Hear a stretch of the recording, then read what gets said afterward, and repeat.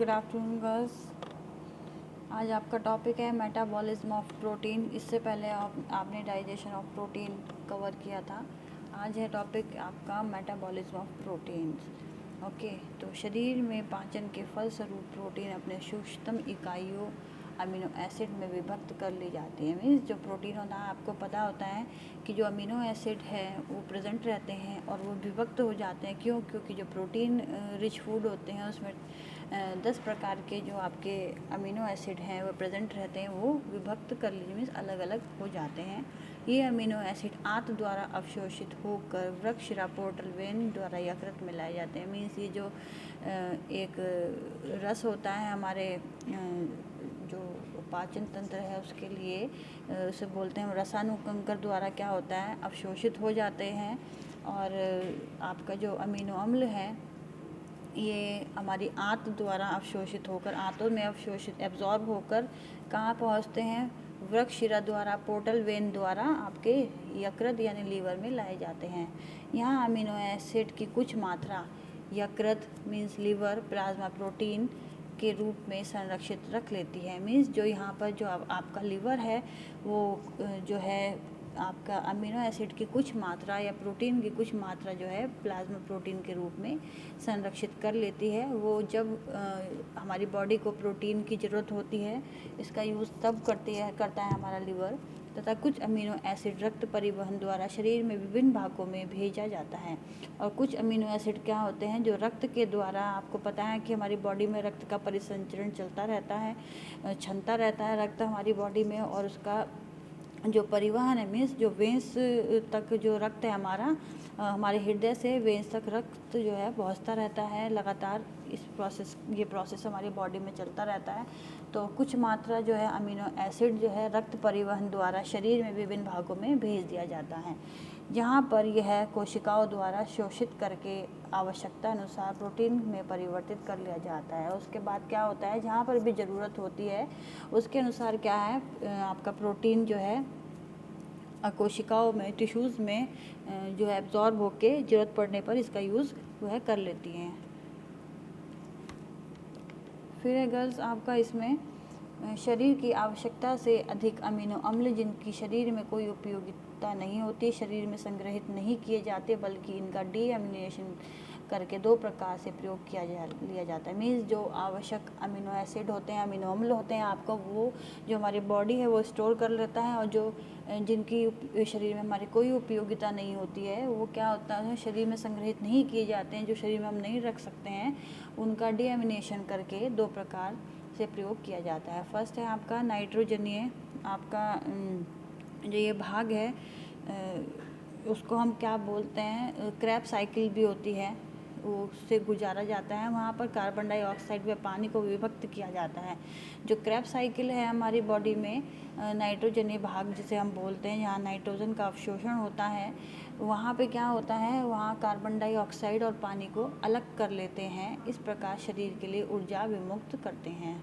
Second है आपका नाइट्रोजनीय भाग यूरिया में परिवर्तित हो जाता है, जो मूत्र के रूप में शरीर से उत्सर्जित कर दिया जाता है।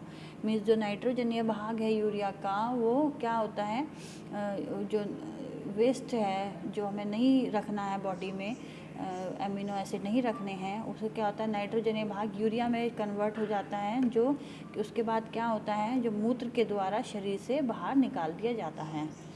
और फिर है आपका, यदि शरीर में ऊर्जा की आवश्यकता और कार्बोहाइड्रेट की उपलब्धता न हो, मीन्स अगर शरीर में हमारी जो एनर्जी की आवश्यकता और कार्बोहाइड्रेट भी प्रेजेंट ना हो, तो अमीनो एसिड का डीएमिनेशन करके उसे यूरिया में परिवर्तित कर लिया जाता है। तो अमीनो एसिड को क्या करते हैं, डीएमिनेशन मीन्स तोड़ करके उसे यूरिया में परिवर्तित कर दिया जाता है, जो मूत्र द्वार से निष्कासित होकर बाहर निकल जाते हैं।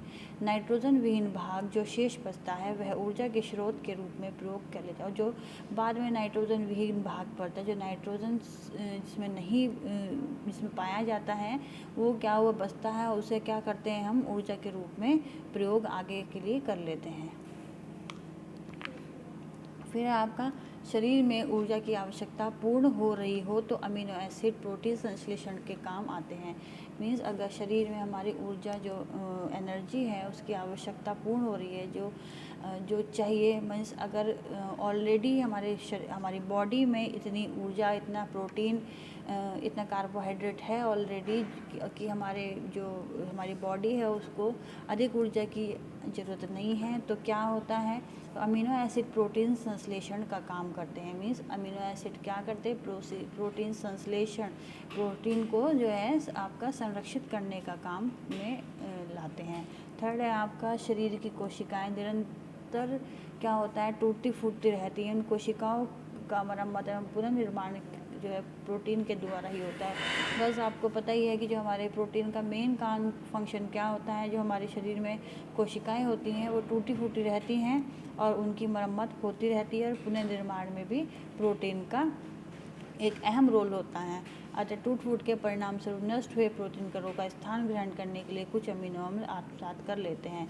और फिर क्या होता है, अगर कुछ टूट फूट अगर हो जाती है, उसके परिणाम स्वरूप जो भी नष्ट हुए प्रोटीन कण होते हैं उसका क्या है, जो अमीनो एसिड है हमारी बॉडी में प्रेजेंट, वो ऑलरेडी ही ऐसे कुछ प्रोटीन हमारी बॉडी में जो स्टोर करके रख लेते हैं, जो ज़रूरत पड़ने पर काम में आते हैं।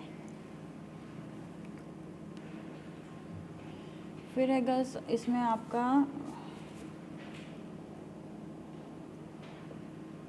वन सेकेंड, प्रोटीन की मांग को प्रभावित करने वाले कारक, factors affecting protein demand, means जो प्रोटीन की जो मांग है हमारी बॉडी में, उसको जो कारक या कोई भी रीजंस इफ़ेक्ट करते हैं। फर्स्ट है आपका शारीरिक क्रियाशीलता।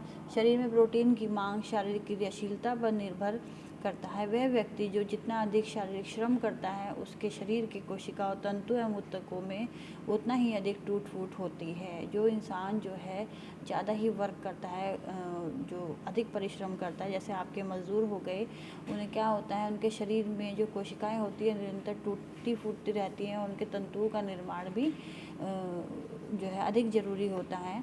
तो उसके लिए जितनी भी मांसपेशियाँ हमें हमारी उतना ही अधिक, जितना भी अधिक टूट फूट होगी मांसपेशियों का, उतने से ही अधिक होता है। मीन्स जितनी अधिक हमारे टूट फूट होगा मांसपेशियों में, उतने ही अधिक प्रोटीन चाहिए होगा। इतने टूटे फूटे क्षतिग्रस्त कोशिकाओं, तंतु एवं ऊतकों के मरम्मत एवं निर्माण के लिए उतना ही अधिक प्रोटीन की आवश्यकता पड़ती है। मीन्स जितनी ही ज़्यादा मांसपेशियाँ हमारी इफ़ेक्टेड होंगी, या कोशिका इफ़ेक्टेड होंगे, या ऊतक हमारे इफ़ेक्टेड होंगे, उतने ही अधिक प्रोटीन की आवश्यकता पड़ेगी हमारे पुनर्निर्माण के लिए या मरम्मत के लिए। फिर सेकंड है आपका इसमें लिंग। पुरुषों की अपेक्षा स्त्रियों में प्रोटीन की मात्रा अधिक या मांग अधिक होती है। स्त्रियों में प्रति माह मासिक धर्म होता है, जिसके कारण शरीर में बहुत अधिक मात्रा में रक्त निकलता है। इस कारण से स्त्री को अधिक प्रोटीन की आवश्यकता पड़ती है। तो कैसे आपको लाइन जो है समझ में आ ही गई होगी। फिर आपका थर्ड है, प्रोटीन जो है गर्भवती एवं धात्री माता के लिए भी उपयोगी होता है। गर्भावस्था में माता के भ्रूण का विकास होता है। जो गर्भावस्था होता है, प्रेगनेंसी पीरियड, उसमें क्या होता है, बच्चे के जो एम्ब्रियो होता है उसका विकास, डेवलपमेंट होता है अधिक मात्रा में। इस समय क्या होता है, मदर को प्रोटीन की आवश्यकता होती है। धात्री माता को भी अधिक मात्रा में प्रोटीन की आवश्यकता, जो दूध पिलाने वाली माता, फीडिंग कराने वाली माताएं होती हैं, उनको भी अधिक प्रोटीन की आवश्यकता होती है। अनुसंधान ने यह सिद्ध किया हुआ है कि माता का आहार जितना भी अधिक पौष्टिक होगा, उसके जो माँ का दूध है उससे बच्चे को उतनी ही ज़्यादा गुणवत्ता, पौष्टिकता मिलेगी, और वह उतना ही अच्छा होगा। इसलिए दूध पिलाने वाली माता को साधारण स्त्री की अपेक्षा अधिक प्रोटीन की ज़रूरत पड़ती है। फिर है आपका इसमें बुखार की अवस्था। बुखार होने पर शरीर की कोशिकाओं की अधिक टूट फूट होती है। जब भी हम बीमार होते हैं तो क्या होता है, आपने महसूस किया होगा कि हमारा जो बॉडी है वो बहुत ही टायर्ड महसूस करती है। ऐसा मन करता है कि हम उठे ही ना, बिस्तर पे ही लेटे रहे। वो किस कारण होता है, क्योंकि उस टाइम पे हमारी जो कोशिकाएं हैं वो टूटने लगती हैं बुखार के कारण। जो सेल हैं हमारे, वो हमारी बॉडी में कम होने लगते हैं।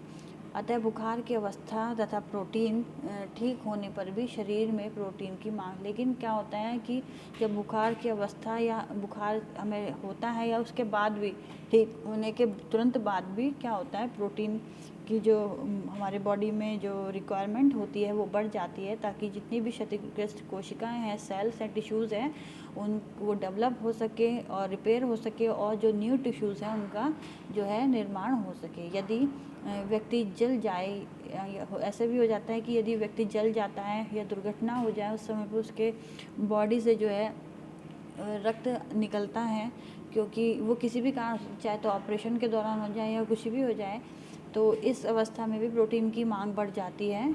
इन सभी अवस्थाओं में कोशिकाएं एवं तंतु की टूट फूट अधिक होती है। जो कोशिकाएं हमारी सेल्स हैं और जो टिश्यूज़ हैं वो उस समय ज़्यादा अधिक टूट जाते हैं, इसलिए उनके पुनर्निर्माण के लिए प्रोटीन जो है एक बहुत ही ज़्यादा ज़रूरी होता है। फिर नेक्स्ट है आपका ऊर्जा की पूर्ति के लिए, मीन्स एनर्जी के लिए। यदि आहार में पर्याप्त मात्रा में वसा एवं कार्बोज को हम नहीं लेते हैं, जो कार्बोहाइड्रेट और फैट होता है उसको नहीं लेते हैं, तब उस स्थिति में जो है जो हमारी बॉडी में जितने भी फंक्शन होते हैं उनको पूरा करने के लिए क्या करता है, प्रोटीन ही जो है टूट कर ऊर्जा प्रदान करने का काम करता है। परंतु वैसी परिस्थिति में प्रोटीन का काम मुख्य है, लेकिन जो अगर इसके अपोजिट देखा जाए तो प्रोटीन का काम जो है हमारे शरीर निर्माण करने के लिए होता है।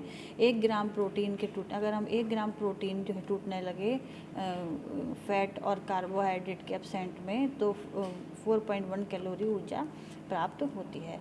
ओके गाइस, अगर कुछ आपको इस टॉपिक में नहीं समझ में आया है तो आप मेरे से जूम मीटिंग में डिस्कस कर सकते हैं।